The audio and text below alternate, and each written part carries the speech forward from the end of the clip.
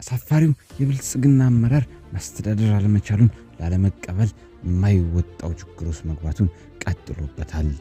በሰሞኑ ለወደመበት የሰው ኃይል በደቡብ ኢትዮጵያ ውትድርናን እንዲቀላቀሉ ፕሮፓጋንዳውን ቀጥሎበታል። 11ኛ ቀኑን የያዘው አውደ ውጊያ የችኩል ስልጠና ሰጥቶ የላካቸው ወታደሮች ወድመውበታል። ፋኖ ድንበሩን ለማስከበር ከወጣ 11 ቀናቶች ተቆጥረዋል፣ አልተመለሰም። በሰሜኑ ክፍል ከባድ ችግር ላይ የሚገኘው የብልጽግና አመራር ከትግራይ ጋር ንክኪውን እንደቀጠለ ነው። ጦርነቱ በቅርቡ ይጀምራል ተብሎ ይጠበቃል። አስተዳደር አለመቻሉን ላለመቀበል የማይወጣው ችግር ውስጥ መግባቱን የቀጠለበት የብልጽግና አመራር ዶክተር አብይ አህመድ እና ደቀ መዝሙሮቹ የሰውን ደም ማፍሰሱን ቀጥለውበታል። ሕፃን ትልቅ ሳይል ድንበሩን ለማስከበር ባንዲራውን ይዞ የወጣው የፋኖ ህዝብ አሁንም አልተመለሰም። የትግራይ ህዝብ በቅርቡ ለሚጀመረው ጦርነት ራሳቸውን ማዘጋጀቱን ቀጥለውበታል። በወዲያ በኩል ኤርትራ አጸፋዊ ምላሿን ለመስጠት ጦሯን አዘጋጅታለች። የብልጽግናው አመራር ዶክተር አብይና ደቀ መዝሙሮቹ ሌሊቱን በቀጠና አንድ አመራር ኮሎኔል ታደሰ ሙሉነህ ሲጨነቁ አድረዋል። ጭንቅ ቀን የፋኖ ወርቅ የሆነው ኮሎኔል ታደሰ ሙሉነህ ሌሊቱን የብልጽግናን አመራር ሲያስጨንቅ አድሯል። በጎንደር የቀጠና አንድ መሪ የሆነው ኮሎኔል ታደሰ ሙሉነህ ለአማራ ህዝብ ነጻነት መቆሙን አሁንም ቀጥሎበታል።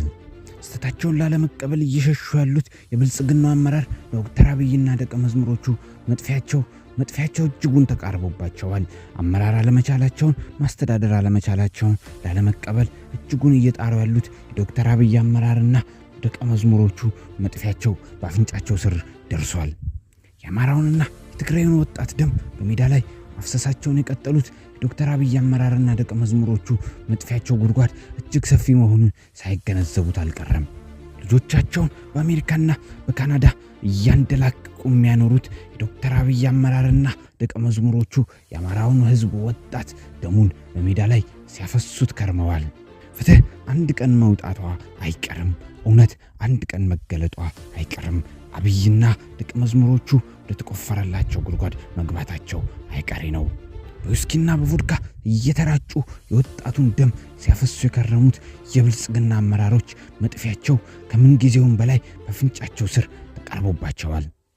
በሰሜኑ በኩል የማይወጡት ችግር ውስጥ የገቡት የብልጽግና አመራሮች ከአማራ ህዝብ ፋኖ ጋራ እየተጋጩ ባሉበት ሁኔታ የትግራይን ህዝብ መነካካታቸው ቀጥለዋል። በቅርቡ ጦርነቱን ይጀምራሉ። በወዲያ በኩል ከኤርትራ ጋር አይነካ ያነካክ የተነካኩት የብልጽግና አመራር መጥፊያቸውን ጉድጓድ እጅጉን አስፍተው እየቆፈሩ ነው።